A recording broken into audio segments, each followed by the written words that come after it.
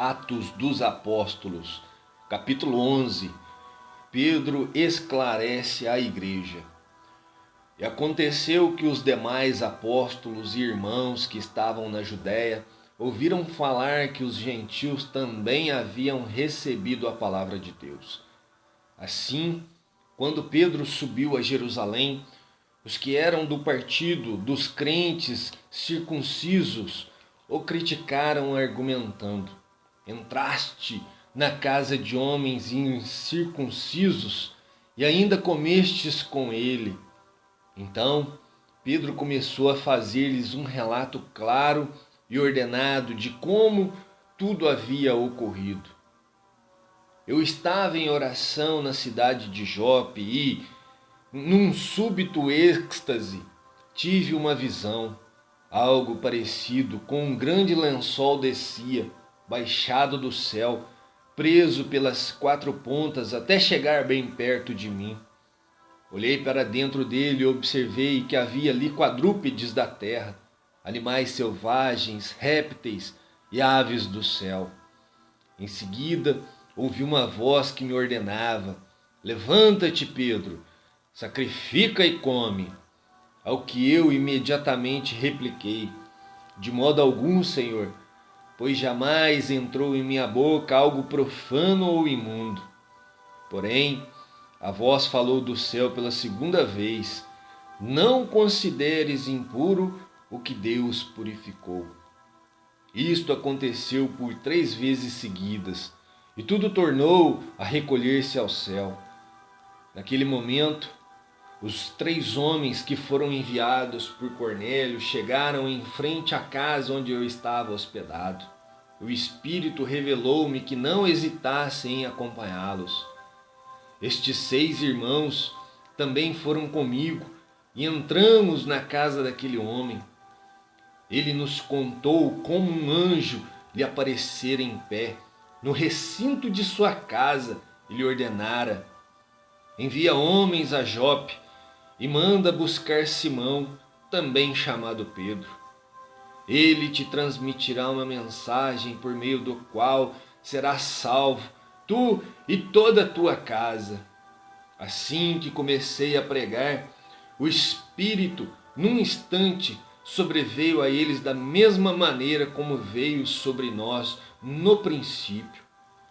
Naquele momento lembrei-me do que o Senhor me havia dito: João de fato batizou em água, no entanto vós sereis batizados com o Espírito Santo.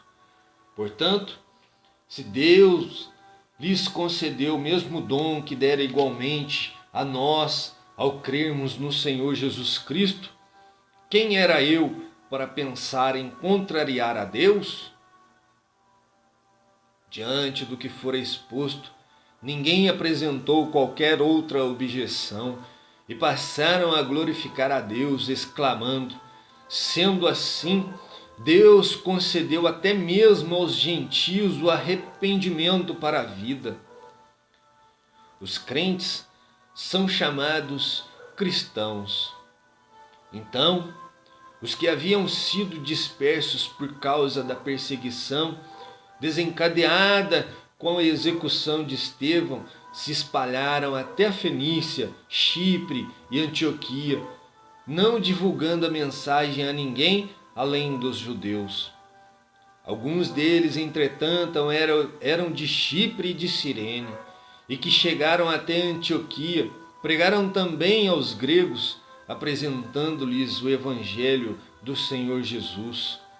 A mão do Senhor estava com eles, e muitos creram e se converteram ao Senhor.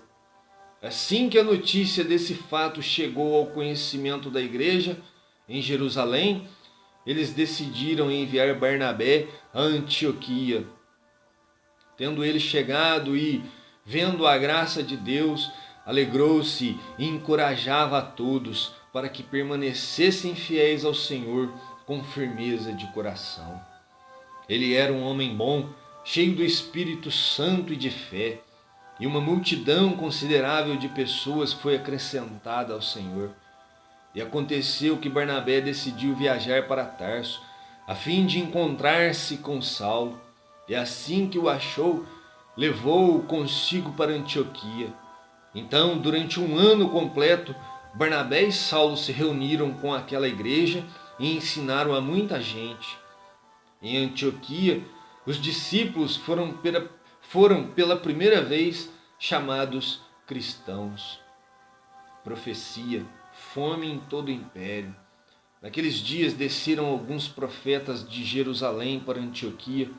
Um deles, chamado Ágabo, levantou-se e pelo Espírito predisse que uma grande fome assolaria a todo o mundo romano, o que de fato veio a ocorrer nos dias do reinado de Cláudio.